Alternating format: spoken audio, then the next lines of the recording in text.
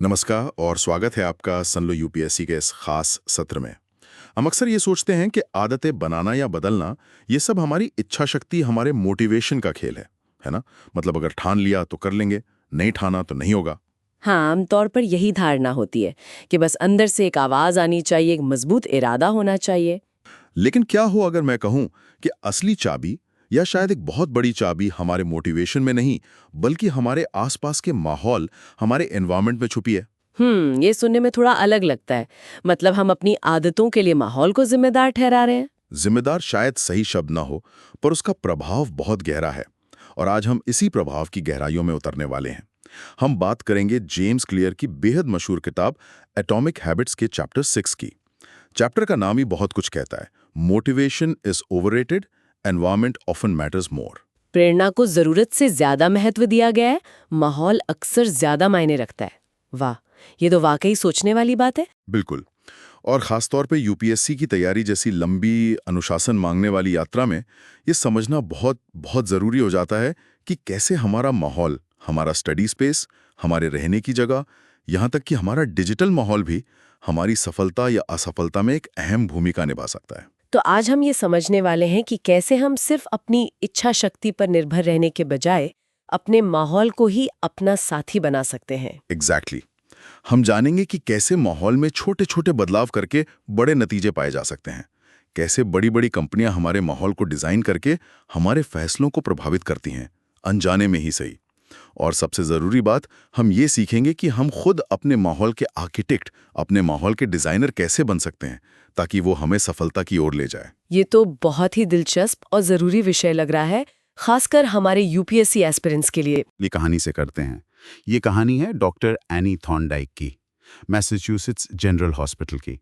क्या आप बताएंगे इसके बारे में? जरूर। तो डॉक्टर एनी थॉर्नडाइक और उनकी टीम ने मैसाचुसेट्स जनरल हॉस्पिटल की कैंटीन में एक बहुत ही अनूठा प्रयोग किया। उनका मकसद था कि लोगों को, मतलब हॉस्पिटल के स्टाफ और विजिटर्स को, बिना किसी लेक्चर या सलाह दिए सेहतमंद खाने की तरफ कैसे मोड़ा जाए। बिना टोका टाकी के? ये कैसे मुमकिन है? यही तो जादू है चॉइस आर्किटेक्चर का। ये एक कॉन्सेप्ट है जिसका मतलब है कि लोगों के सामने विकल्पों को किस तरह से पेश किया जाता है, उनकी जमावट कैसी है। थॉर्नडाइक ने इसी का इस्तेमाल किया। उन्होंने कैंटीन के माहौल में कुछ साधारण से बदलाव किए। जैसे कि? क्या बदलाव थे वो? जैसे पहले कैंटीन के जो मेन रेफ्रिजरेटर थे, कैश काउंटर के पास, उनमें सिर्फ सोडा की बोतलें भरी रहती थीं। तो उन्होंने क्या किया, उन्होंने उन फ्रिज में पानी की बोतलें भी रख दी। सिर्फ वही नहीं, कैंटीन में जहां जहां खाने पीने की चीजें थीं, वहां पानी की बोतलें आसानी से उपलब्ध करा दी और सोडा की बोतलों को थोड़ा कम नुमाया कर दिया। अच्छा, मतलब पानी को ज्यादा विजिबल और एक्सेसिबल बना दिया और सोडा को थोड़ा कम। और इसका नतीजा क्या निकला? नतीजे चौंकाने वाले थे।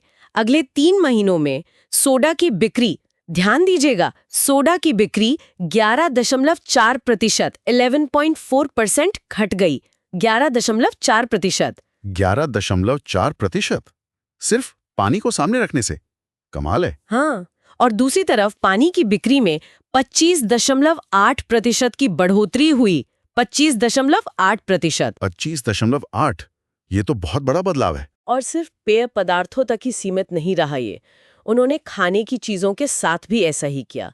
जो सेहतमंद खाना था, जैसे सलाद, फल, उन्हें काउंटर पर ऐसी जगह रखा जहां लोगों की नजर आसानी से पड़े। और जो कम सेहतमंद चीजें थीं, जैसे चिप्स या मीठा, उन्हें थोड़ा कम नजर आने वाली जगहों पर रखा। और वहां भी नतीजे वैसे ही रहे होंगे। बिल्कुल, लोगों ने सेहतमंद खाने के विकल्प ज्यादा चुनने शुरू कर दिए। और सबसे खास बात क्या थी इस पूरे प्रयोग की? क्या? कि थॉर्नडाइक और उनकी टीम ने किसी भी व्यक्ति से एक शब्द भी नहीं कहा। कोई मोटिवेशनल स्पीच नहीं, कोई चेतावनी नहीं, कोई सलाह नहीं। उन्होंने सिर्फ माहौल बदला, विकल्पों की जमावट बदली और लोगों का व्यवहार बदल गया। उनकी इच्छा शक्ति या प्रेरणा को बदलने की कोशिश ही नहीं की गई। वाह, मतलब हम अक्सर जो चीज चुनते हैं वो इसलिए नहीं चुनते कि हमें वही चाहिए, बल्कि इसलिए कि वो सबसे आसानी से हमें दिख जाती है या मिल जाती है। काउंटर पे रखी मिठाई या ऑफिस की टेबल पर रखे डोनट्स, जाहिर सी बात है दिखेंगे तो मन करेगा ही। हमारे कमरे, हमारी मेज, हमारे आसपास मौजूद संकेतों, जिन्हें हम क्यूज कहते हैं, पर बहुत ज्यादा निर्भर करती हैं। हाँ, ये तो मैंने भी महसूस किया है। जैसे चर्च या मंदिर में हम खुद ब खुद धीरे बोलने लगते हैं, या किसी अंधेरी सुनसान गली में ज्यादा सतर्क हो जाते हैं।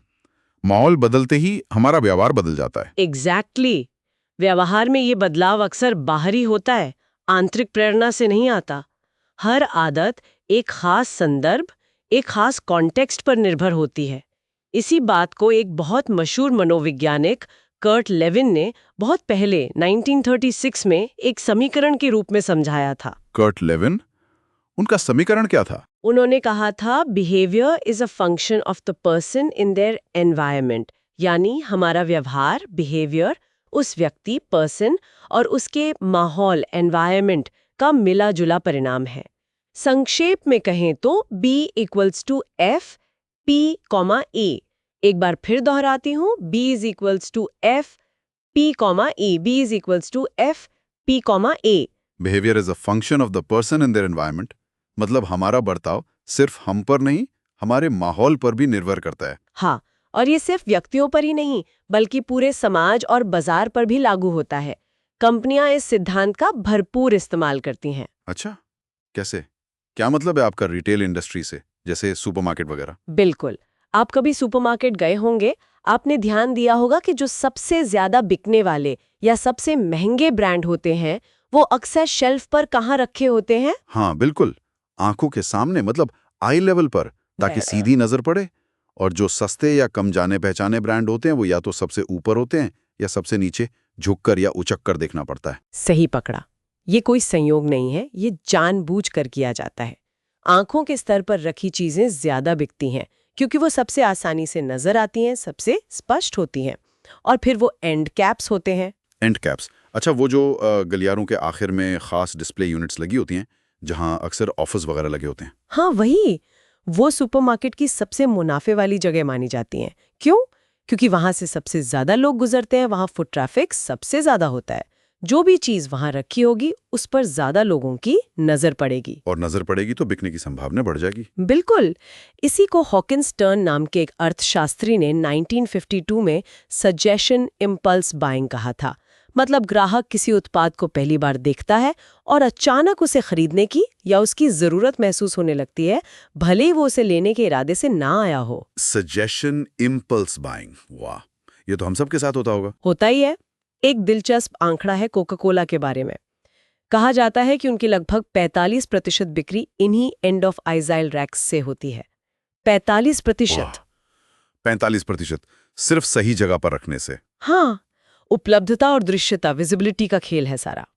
सोचिए, बड लाइट जैसी बियर अमेरिका के लगभग हर बार में क्यों मिलती है, या स्टारबक्स आपको हर नुक्कड़ पर क्यों नजर आ जाता है? क्योंकि जितनी ज्यादा कोई चीज उपलब्ध होगी, जितनी आसानी से दिखेगी, उतनी ही ज्यादा संभावना है कि लोग उसे चुनेंगे। तो मतलब हम सोचते हैं कि हम नियंत्रण में हैं, हम सोच समझकर चुनाव कर रहे हैं, पर ज्यादातर समय हमारे फैसले हमारे सामने मौजूद सबसे स्पष्ट, सबसे आसान विकल्प से तय हो जाते हैं। काफी हद तक यही सच है। और इसमें हमारी एक खास इंद्री, एक खास सेंस का बहुत बड़ा हाथ है। कौन सी इंद्री? हमारी दृष्टि, देखने की क्षमता, विजन। अच्छा, बाकी इंद्रियों के मुकाबले दृष्टि ज्यादा शक्तिशाली है इस मामले में? हाँ, इंसानों के लिए तो यकीनन। देखिए, अलग अलग जीवों की अलग अलग इंद्रियां ज्यादा विकसित होती हैं। जैसे चील की नजर बहुत तेज होती है, वो मीलों दूर से अपना शिकार देख लेती है। सांप अपनी जीभ से हवा में गंध के कणों को महसूस करके सूंघता है। शार्क पानी में बहुत हल्की बिजली या कंपन को भी महसूस कर लेती है। बैक्टीरिया के पास केमोरिसेप्टर्स होते हैं जिनसे वो अपने आसपास के केमिकल्स का पता लगाते हैं। हाँ, ये तो है। हमारे इंसानों के पास भी कई संवेदी तंत्रिका तंत्र हैं। 5 मुख्य इंद्रियां तो हम सब जानते ही हैं: देखना, सुनना, सूंघना, छूना और चखना। इनके अलावा भी शरीर हमें कई तरह से संकेत देता है: तापमान, पेट में दर्द, संतुलन वगैरह। ये सब सचेत या अचेतन तरीके से होता रहता है। लेकिन इन सब में दृष्टि सबसे खास क्यों है? क्योंकि इंसानों में ये सबसे ज्यादा प्रभावी डोमिनेंट इंद्री है।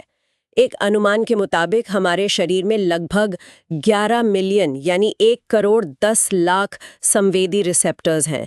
और आपको पता है इनमें से कितने सिर्फ दृष्टि के लिए हैं? कितने? लगभग 10 मिलियन यानी 1 करोड़।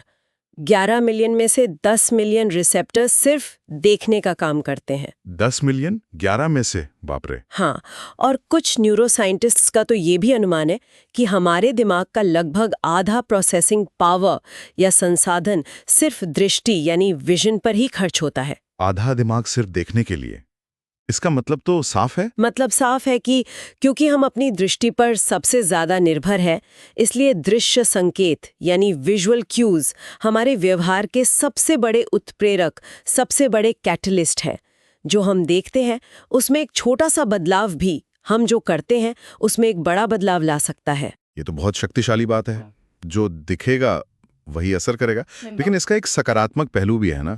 मतलब अगर हम इस बात को समझ जाएं तो हम अपने माहौल को इस तरह डिजाइन कर सकते हैं कि वो हमें अच्छी आदतों की तरफ ले जाए। बिल्कुल, यही सबसे अहम सीख है इस चैप्टर की। हम अपने माहौल के शिकार नहीं है, हम इसके निर्माता, इसके आर्किटेक्ट भी बन सकते हैं। हम जानबूझकर ऐसे विजुअल क्यूज अपने आसपास बना सकते हैं जो हमें हमारे लक्ष्यों की ओर बढ़ने में मदद करें। तो ये कैसे किया जा सकता है? अपने माहौल को सफलता के लिए कैसे डिजाइन करें? कोई उदाहरण है इसका? हाँ, एक बहुत अच्छा अध्ययन है 1970 के दशक का डच ऊर्जा संकट के समय का। ये एम्स्टर्डम के पास एक उपनगर में किया गया था। शोधकर्ताओं ने पाया कि वहाँ जो घर थे वो दिखने में, आकार में लगभग एक जैसे थे और उनमें रहने वाले परिवारों की आय भी लगभग समान थी। लेकिन उनके बिजली के बिलों में बहुत अंतर था। कुछ घर दूसरों के मुकाबले 30% तक ज्यादा बिजली इस्तेमाल कर रहे थे। 30%? 30% एक जैसे घरों में ये कैसे हो सकता है? इसका क्या कारण था? कारण बहुत ही साधारण सा था, लेकिन बहुत गहरा। कारण था घरों में बिजली के मीटर का स्थान, उसकी लोकेशन। मीटर की लोकेशन, उससे क्या फर्क पड़ता है? फर्क पड़ता था। जिन घरों में मीटर बेसमेंट में यानी तहखाने में लगा हुआ था, जहां वो आसानी से नजर नहीं आता था, उन घरों में बिजली की खपत ज्यादा थी। और जिन घरों में मीटर मुख्य हॉलवे में यानी आने जाने के रास्ते में लगा था, जहां उस पर रोज नजर पड़ती थी, उन घरों में खपत कम थी। हाँ, उन घरों ने काफी कम बिजली इस्तेमाल की। क्यों? क्योंकि जब ऊर्जा का उपयोग स्पष्ट था, साफ नजर आ रहा था, उसे ट्रैक करना आसान था, तो लोगों ने अनजाने में ही सही अपना व्यवहार बदल लिया। वो ज्यादा जागरूक हो गए। वाह, मतलब जो चीज सामने होती है उस पर हमारा ध्यान जाता है और फिर हम उसके बारे में कुछ करते हैं। हर आदत एक संकेत, एक क्यू से शुरू होती है और हम उन संकेतों पर ज्यादा ध्यान देते हैं जो स्पष्ट होते हैं, जो उभर कर सामने आते हैं। बिल्कुल, और यहीं पर ज्यादातर लोग मात खा जाते हैं। हमारी अच्छी आदतें अक्सर इसलिए पीछे छूट जाती हैं क्योंकि उनके क्यूज, उनके संकेत स्पष्ट नहीं होते, वो छिपे हुए होते हैं। जैसे मान लीजिए कोई गिटार बजाना सीखना चाहता है, लेकिन उसने अपना गिटार अलमारी के अंदर रखा हुआ है। या कोई रोज रात को सोने से पहले एक किताब पढ़ना चाहता है, पर किताब गेस्ट रूम में पड़ी है। या कोई रोज विटामिन की गोली लेना चाहता है, लेकिन वो बोतल किचन की पैंट्री में कहीं पीछे रखी है। हाँ, तो फिर याद ही नहीं आएगा या फिर आलस आ जाएगा, क्योंकि वो चीज सामने नहीं है, उसका संकेत छिपा हुआ है। सही कहा। इसके विपरीत अगर हमें कोई आदत बनानी है तो हमें उसके संकेत को स्पष्ट बनाना होगा, उसे अपनी नजर के सामने लाना होगा। जैसे वो एम्स्टर्डम के शिप होल एयरपोर्ट वाला उदाहरण, वो तो कमाल का है। हाँ, वो बिल्कुल सटीक उदाहरण है। शिप होल एयरपोर्ट के पुरुषों के शौचालयों में एक समस्या थी, थोड़ी गंदगी रहती थी। तो उन्होंने क्या किया? उन्होंने हर यूराइनल के अंदर पानी निकलने की जगह के पास एक छोटी सी मक्खी का स्टिकर चिपका दिया, एक नकली मक्खी। मक्खी का स्टिकर यूरिनल में? क्यों? क्योंकि पुरुषों की प्रवृत्ति होती है निशाना लगाने की। वो मक्खी एक टारगेट बन गई।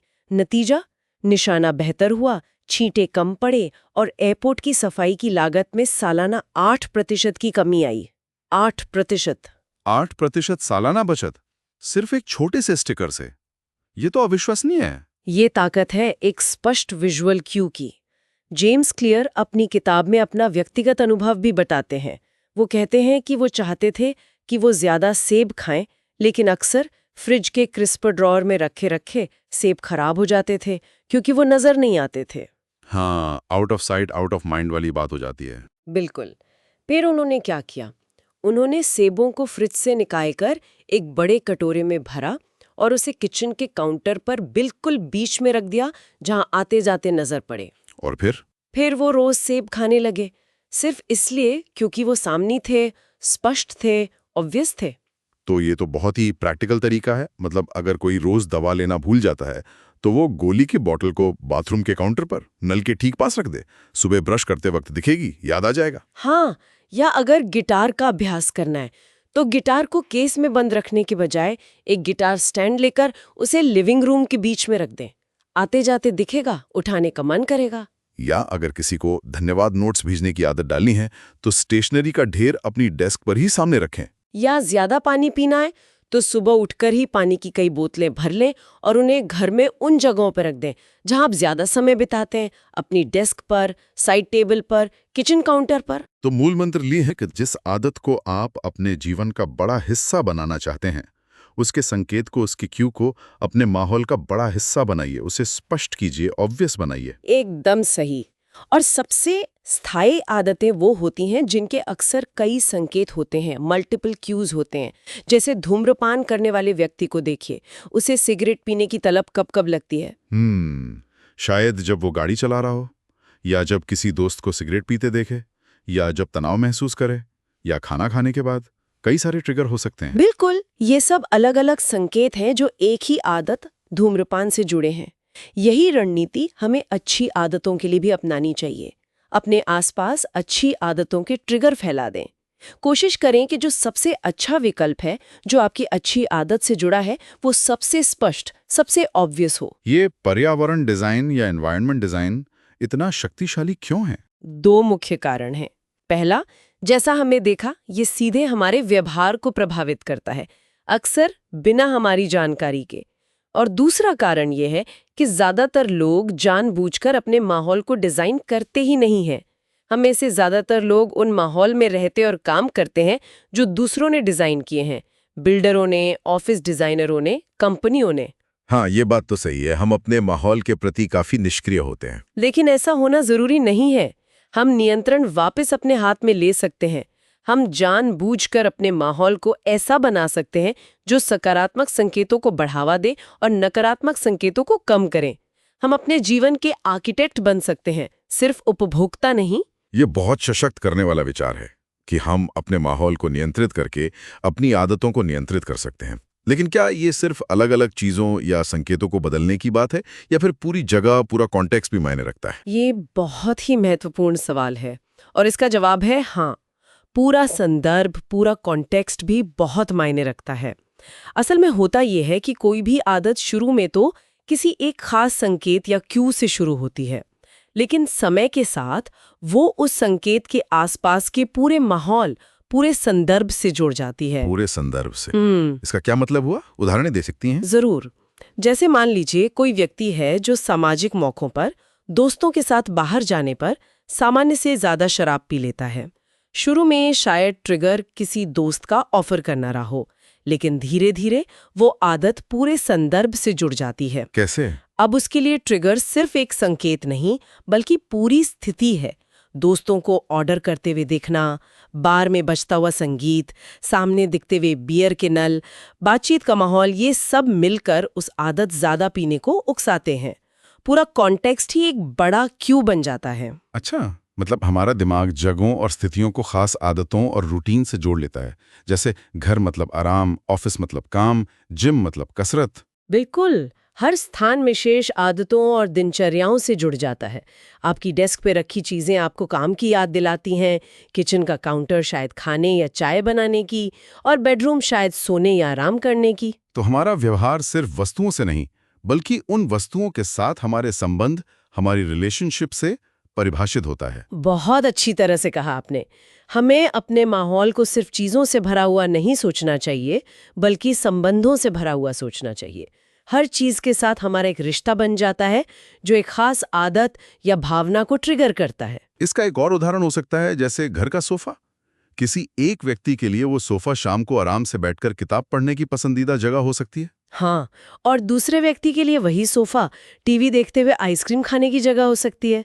जगह एक ही है, सोफा वही है, लेकिन उससे जुड़ी यादें, उससे जुड़े संबंध और उससे जुड़ी आदतें बिल्कुल अलग है। तो अच्छी खबर यह है कि हम जानबूझकर किसी खास आदत को किसी खास कॉन्टेक्स्ट या कॉन्टेक्स्ट से जोड़ना सीख सकते हैं। हाँ, बिल्कुल। और ये आदतें बदलने में बहुत मददगार हो सकता है, जैसे अनिद्रा यानी नींद ना आने की बीमारी के इलाज में एक तकनीक इस्तेमाल होती है। मरीजों को सलाह दी जाती है कि वो बिस्तर पर सिर्फ तभी जाए जब उन्हें थकान महसूस हो रही हो। और अगर बिस्तर पर जाने के बाद नींद ना आए तो उन्हें तुरंत उठकर किसी दूसरे कमरे में चले जाने को कहा जाता है और तब तक वापस बिस्तर पर ना आने को कहा जाता है जब तक दोबारा तेज नींद ना महसूस हो। अच्छा, इसका क्या मकसद होता है? मकसद होता है धीरे धीरे बिस्तर के संदर्भ को सिर्फ और सिर्फ नींद की क्रिया से जोड़ना, दिमाग को ये सिखाना कि बिस्तर या बेडरूम का मतलब है सोना, वहां लेटकर फोन ब्राउज करना, टीवी देखना या घड़ी देखना नहीं। धीरे धीरे ये एसोसिएशन इतना मजबूत हो जाता है कि बिस्तर पर जाते ही नींद आने लगती है। ये तो बहुत ही कारगर तरीका लग रहा है, किसी खास जगह को खास आदत से जोड़ने का। तो क्या इसी सिद्धांत का इस्तेमाल करके हम अपनी आदतें बदल सकते हैं? आप घर पर रहकर रोज सुबह एक्सरसाइज करने की कोशिश कर रहे हैं पर हो नहीं पा रहा, तो शायद जिम ज्वाइन करना ज्यादा आसान हो। या अगर आप घर पर ठीक से पढ़ाई नहीं कर पा रहे तो किसी लाइब्रेरी, कॉफी शॉप या पार्क की बेंच पर जाकर पढ़ने की कोशिश करना ज्यादा फायदेमंद हो सकता है। ऐसा क्यों? नई जगह पर आसान क्यों हो जाता है? क्योंकि नई जगह पर आपके पुराने संकेत, पुराने क्यूज और ट्रिगर मौजूद नहीं होते। आपका दिमाग उस नई जगह को पुरानी आदतों जैसे आलस करना या ध्यान भटकना से जोड़कर नहीं देखता। आप एक तरह से एक साफ स्लेट के साथ शुरुआत करते हैं। आप उस नई जगह को अपनी नई अच्छी आदत से आसानी से जोड़ सकते हैं। हाँ, ये बात तो समझ आती है। घर पर वही सोफा, वही टीवी, वही आरामदायक माहौल शायद पुरानी आदतों की तरफ खींचता होगा। बिल्कुल, मौजूदा संकेतों के खिलाफ लड़ना मुश्किल होता है। अगर आप अपने बेडरूम में टीवी देखने की आदी हैं, तो वहां जल्दी सोने की आदत डालना मुश्किल होगा। अगर आप अपने लिविंग रूम में वीडियो गेम्स खेलते हैं, तो उसी कमरे में बैठकर पढ़ाई करना चुनौतीपूर्ण हो सकता है। जब हम अपने सामान्य माहौल से बाहर निकलते हैं, तो अक्सर हमारे व्यवहार संबंधी पूर्वाग्रह, बिहेवियरल बायसेस भी पीछे छूट जाते हैं। ये तो यूपीएससी एस्पिरेंट्स के लिए बहुत काम की बात हो सकती है। अगर घर पर पढ़ाई नहीं हो पा रही तो स्टडी स्पॉट बदलना एक अच्छा विकल्प हो सकता है। निश्चित रूप से कभी-कभी माहौल में बदलाव रचनात्मक सोच को भी बढ़ावा देता है, जैसे किसी बड़े कमरे, ऊंची छत वाली जगह या किसी विशाल वास्तुकला वाली इमारत में जाने से सोच का दायरा बढ़ सकता है। या अगर सेहतमंद खाना खाना चाहते हैं तो किसी नई किराने की दुकान पर जाकर खरीदारी करें। वहां आपको अपने आप पता नहीं चलेगा कि आपकी पसंदीदा जंक फूड की शेल्फ कहाँ है। लेकिन अगर नई जगह जाना संभव न हो तो मान लीजिए कोई घर पर ही पढ़ना चाहता है या पढ़ना पड़ता है, तो उसका भी उपाय है। आप अपने मौजूदा माहौल को ही फिर से परिभाषित या पुनर्व्यवस्थित कर सकते हैं। कोशिश करें कि आप अपने घर या कमरे के अंदर ही काम, अध्ययन, व्यायाम, मनोरंजन, खाना बनाने आदि के लिए अलग-अलग स्थान या जोन बना लें। अलग अलग जोन मतलब एक ही कमरे में? हाँ, अगर जगह कम है तो भी ये किया जा सकता है। जैसे कमरे में एक कुर्सी सिर्फ पढ़ने के लिए हो, एक डेस्क सिर्फ लिखने या लैपटॉप पर काम करने के लिए हो, खाने के लिए एक अलग मेज हो। भले ही ये सब एक ही कमरे में हो, लेकिन हर गतिविधि का अपना एक समर्पित स्थान हो। अच्छा, तो ये है वो मशहूर मंत्र, एक स्थान एक उपयोग, वन स्पेस वन यूज। बिल्कुल, एक स्थान एक उपयोग, वन स्पेस वन यूज। इस मंत्र को याद रखें। जब आप किसी खास जगह को सिर्फ एक ही काम के लिए इस्तेमाल करते हैं, तो आपका दिमाग उस जगह को उस काम से बहुत मजबूती से जोड़ लेता है। जेम्स क्लियर ने शायद अपना अनुभव भी बताया है इस बारे में, जब वो उद्यमी बने थे। हाँ, वो बताते हैं कि शुरुआत में वो कहीं भी काम करने बैठ जाते थे, कभी सोफे पर, कभी किचन की टेबल पर। नतीजा ये होता था कि शाम को काम बंद करना मुश्किल हो जाता था। काम और निजी जीवन के बीच कोई स्पष्ट विभाजन नहीं था। दिमाग हमेशा काम के मोड में ही रहता था। फिर उन्होंने क्या किया? बाद में जब उन्हें एक अलग कमरा मिला जिसे वो सिर्फ ऑफिस की तरह इस्तेमाल करने लगे, तो चीजें बदल गईं। अब काम सिर्फ यहाँ यानी ऑफिस वाले कमरे में होता था और बाकी का जीवन वहां यानी घर के बाकी हिस्सों में।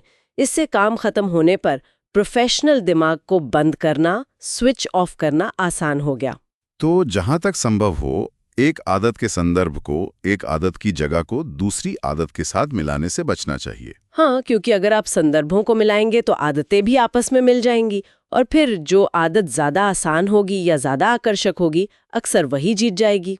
और आजकल की टेक्नोलॉजी, खासकर स्मार्टफोन, ने इस चीज को और मुश्किल बना दिया है ना? बिल्कुल, ये आधुनिक तकनीक की बहुमुखी प्रतिभा, वर्सेटिलिटी है। ये उसकी ताकत भी है और कमजोरी भी। आप एक ही फ़ोन से ईमेल चेक कर सकते हैं, सोशल मीडिया देख सकते हैं, गेम खेल सकते हैं, किताबें पढ़ सकते हैं, नोट्स बना सकते हैं, दोस्तों से बात कर सकते हैं। सब कुछ एक ही डिवाइस पर। हाँ, इससे किसी एक खास काम को उस डिवाइस से जोड़ना बहुत मुश्किल हो जाता है। फ़ोन संकेतों का एक मिश्रण, एक मिशमैश ऑफ क्यूज़ बन जाता है।